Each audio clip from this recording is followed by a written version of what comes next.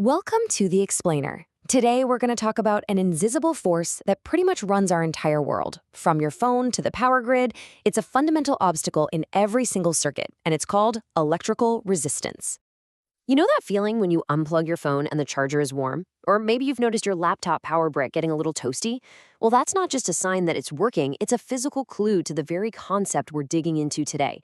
And it all boils down to one word: resistance. So, here's our game plan for this explainer.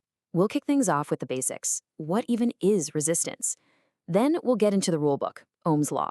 After that, we'll see how the physical shape of a wire can change everything, explore some components that kind of break the rules, and finally, we'll peek into a future with, believe it or not, zero resistance. Okay, first things first. What exactly is this thing we call electrical resistance? Well, the best way to think about it is as an obstacle course for electricity. Imagine electric current is like a river of electrons all flowing together. Resistance is everything that gets in their way, all the rocks, the narrow passages, the twists and turns. It's basically electrical friction. The more resistance a material has, and we measure that in ohms, the harder that current has to work to push its way through. Okay, so if resistance is an obstacle course, there's got to be a way to measure just how difficult it is, right? Well, there is, and it's all thanks to the most fundamental rulebook in basic circuits, Ohm's law. This simple little formula is the key to, well, pretty much everything here. It connects three core ideas. You've got voltage, or V, which is the electrical push that gets the electrons moving. You've got current, or I, which is the flow of those electrons. And then you've got resistance, R, which is the opposition to that flow.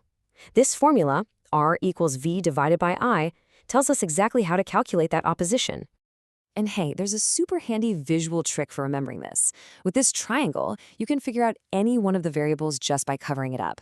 Need to find voltage? Cover the V, and you're left with I times R. Trying to find the current? Cover I, and you get V divided by R. It's a brilliant little cheat sheet. But how do you actually measure this in a real-life circuit? You use what's called the ammeter-voltmeter method. You put the ammeter in series, meaning right in the main path, to measure the current flowing through the component. The voltmeter, on the other hand, you connect in parallel to measure the voltage drop across it. And that setup leads us to this really clear 5-step process. You build the circuit, flick on the power, jot down the voltmeter reading, then the ammeter reading, and finally, you just plug those two numbers into our good friend Ohm's law to find the resistance. It's a foundational experiment for anyone getting started in electronics. Now, we've talked about the math, but what's really fascinating is that resistance isn't just an abstract number.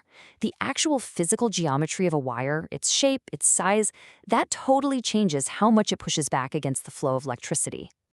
First up, length. This one's pretty intuitive. Resistance is directly proportional to the length of a wire. A longer wire is simply a longer, more challenging obstacle course for those electrons to navigate. So if you double the length, you pretty much double the resistance. Next up, thickness.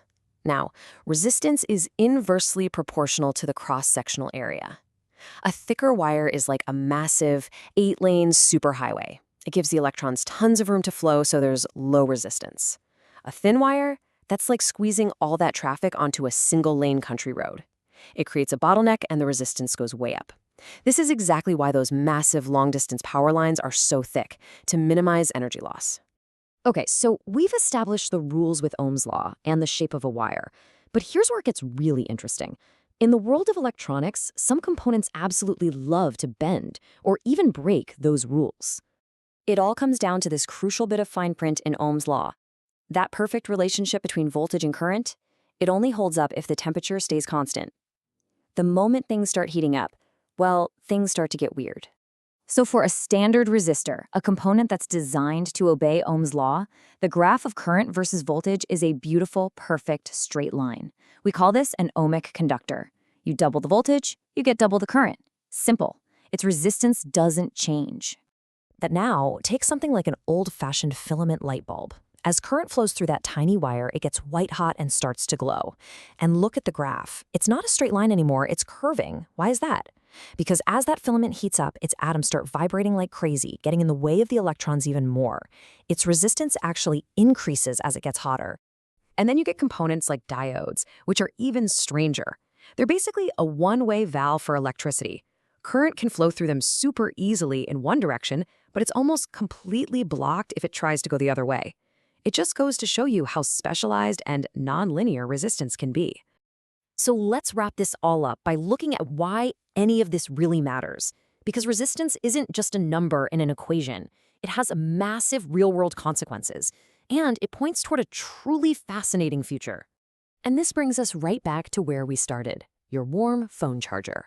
The electrical energy that's being used up pushing those electrons through the obstacle course of resistance doesn't just disappear.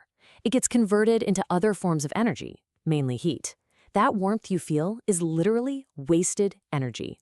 This problem of losing energy as heat is a huge deal in everything from the power grid to supercomputers. And that leads to a final, mind-bending question that physicists have been chasing for over a century. What if you could get rid of the obstacle course entirely? What if you could have a current with zero resistance? The answer lies in an incredible phenomenon called superconductivity. In this state, electrical resistance completely vanishes. A current, once started, could literally circle a loop of wire forever with no power source at all. It's a state of matter that promises a revolution in technology, from lossless power grids to magnetic levitation trains, all by conquering this fundamental obstacle. Imagine a world with no wasted energy. That's the future that's waiting, if we can master it.